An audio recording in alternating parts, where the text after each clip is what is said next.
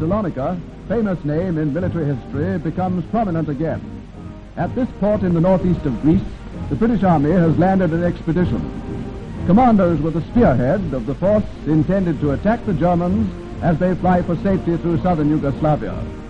Many enemy divisions are in danger of being cut off in the Balkans under the triple blows of the British, Russians, and Marshal Tito.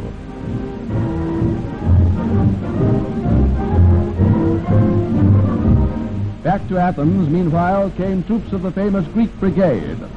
This was one of the most joyous homecomings of the whole war.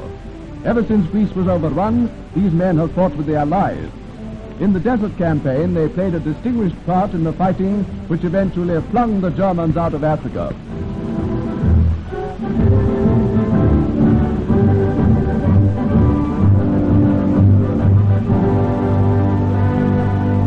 There was a triumphal march through Athens. In thousands, the people turned out to cheer, and the salute was taken by Premier Papandreou and General Scobie, Allied commander in Greece. Even on the march, there were many affecting reunions, as relatives recognized their men after years of separation.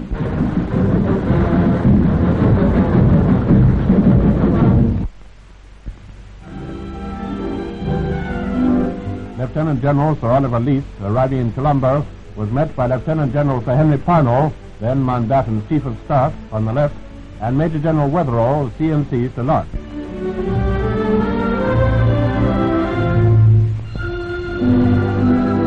General Leith, who succeeded Monty in command of the 8th Army, was on his way to take up his new appointment as commander of the 11th Army Group.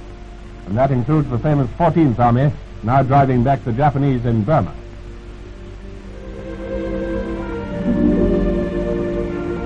As for the campaign in Burma, supply is one of the biggest problems, as everyone knows. Sometimes the problem is solved by air transport, but this isn't always possible. A case in point is covered by these pictures of river transport up among the Lushai Hills on the border of Assam. Supplies for troops and their mules has all got to be taken upriver in these boats. An arduous journey of 180 miles, which takes anything from 15 to 20 days. Flour, sugar, rice, and fodder, those are the main items, but the stream is fast flowing, the climate is hot and very exhausting, and altogether it's a hell of a job getting the stuff up to the troops. When the boats reach the rapids, they have to be unloaded. Nepali porters, who are camped near the spot, carry the cargoes overland to a point above the rapids, while the empty crafts are hauled upstream.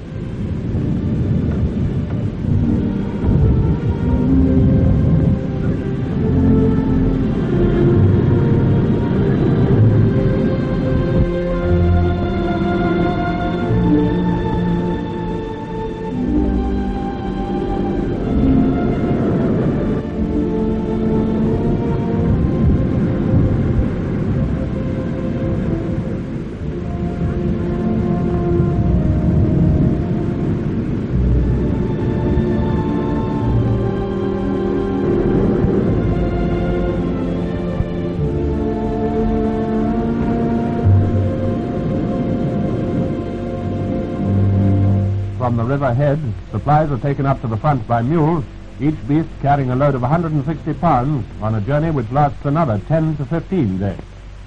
Somehow the sure-footed mules do the job, but what a job it is, and what a campaign the 14th Army is fighting.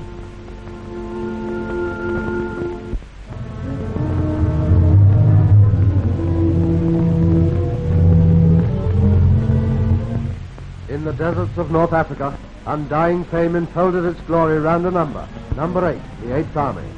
In France and Belgium and Germany, it is the 2nd.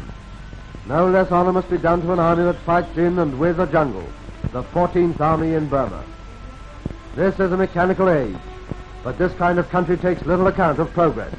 As often as not, It's the man who holds the gun as well as fires it.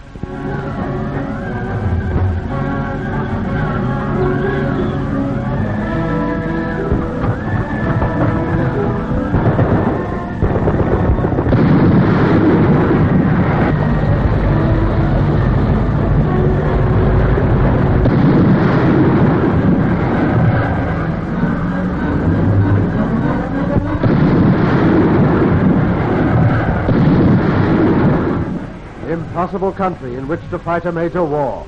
A succession of hills, all crazily alike, all smothered in the same bewildering wilderness. Every twisted strand of vegetation and every leaf can conceal a Jap, and most of them do. And they've got to be watched endlessly, and after watching they've got to be cleared out. The foulest of climates, hot and steamy, soaked with every imaginable germ that carries discomfort and saps a man's strength.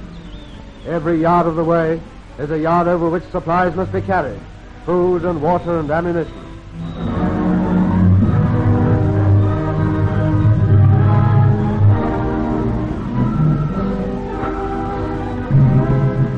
They say an army marches on its stomach, but in Burma it marches on its own indomitable will. The will to keep alive, to beat the Jap, to beat the climate and the loneliness and the drenching, never-ending rain.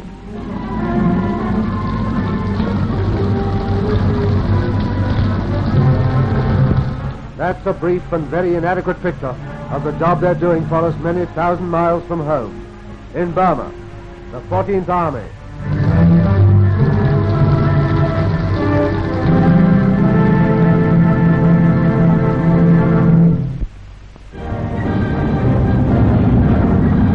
Good news of solid progress has continued to come from the Western Front, and more pictures have now arrived showing the Anglo-American capture of Geilenkirchen. British troops moving up get a lift on various types of tanks, and British tanks blaze away in support of the advance.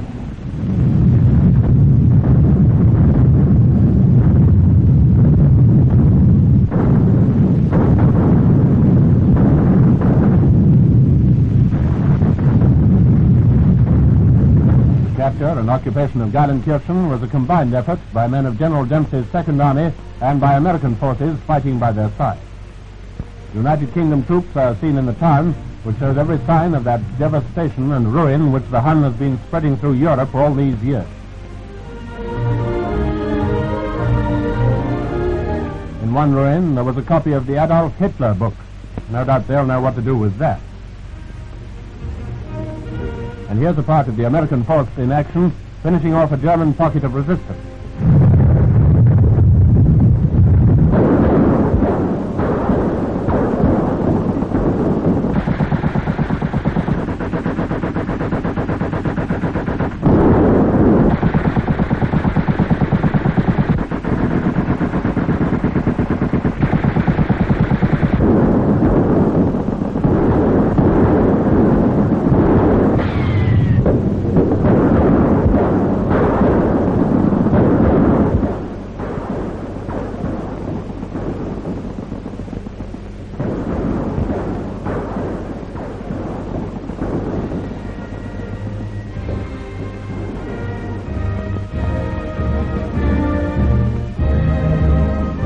Huns had evidently been ordered, as usual, to fight to the death. Surrender was not even to be considered. But the Hun usually changes his mind when he finds himself being outfought by better men. German civilians are seen being evacuated from Geilenkirchen and nearby villages. They'll be looked after somewhere where they can't do any spying or sabotage.